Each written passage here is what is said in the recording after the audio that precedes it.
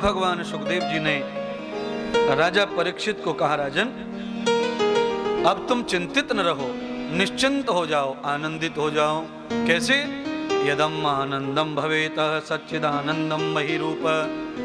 तुम सच्चिदानंद सद्गुरु भगवान सुखदेव जी के चरणों में हो, अब तुम्हें सिर्फ और सिर्फ आनंद ही आनंद प्राप्त होगा। तुम्हारी संपूर्ण चिंताएं समाप्त हो जाएंगी, तुम्हारे सब क्लेश समाप्त हो जाएंगे। और सच में ऐसा ही हुआ। प्रथम दिन ही राजा परीक्षित समस्त चिंताओं से मुक्त हो गए महाराज। इतना बड़ा बोझ, इतना टेंशन सिर पे था, श्राप लग गया है, अपराध हो गया है और 7वें दिन मर जाऊंगा, सब समाप्त हो गया महाराज। सारा सिस्टम पूरा हो गया।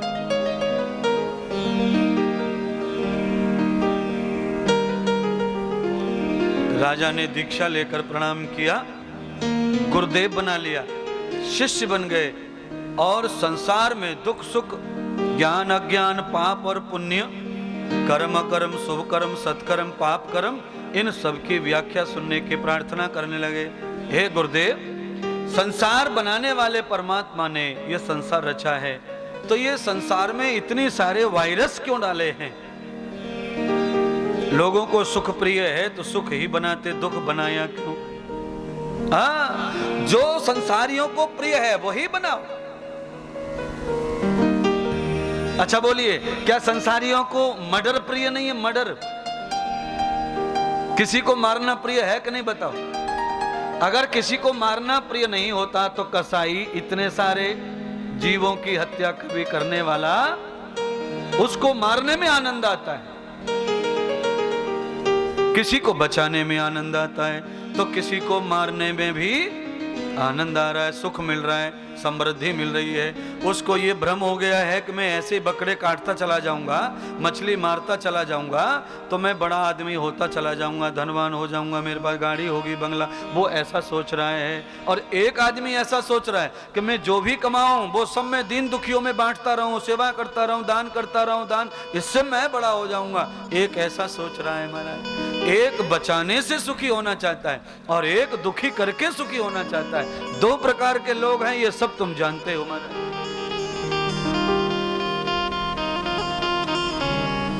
और थोड़े थोड़े सभी दो प्रकार के होते हैं महाराज, थोड़े थोड़े। हाँ, अच्छा ईमानदारी से बताओ, तुम्हारे गाल पे मच्छर बैठता है तो तुम क्या करते? आरती करते उसकी? तो क्या करते बोलो ना फिर? हाँ महाराज, तो थोड़े थोड़े तुम भी हो गए कि नहीं मारने वाले? नहीं मारा तो तुम्हें खुशी मिलने वाली, तुम्हें टेंशन दे देगा वो। हाँ?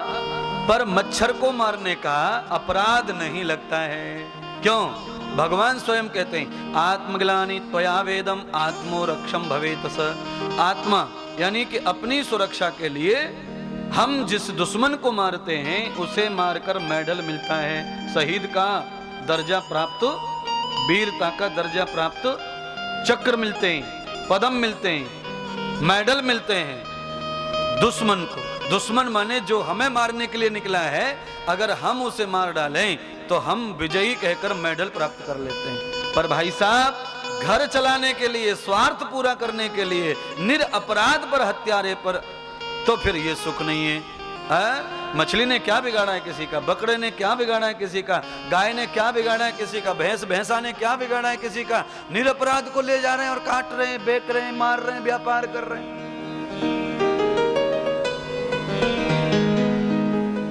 ये सुख का, समृद्धि का साधन नहीं है।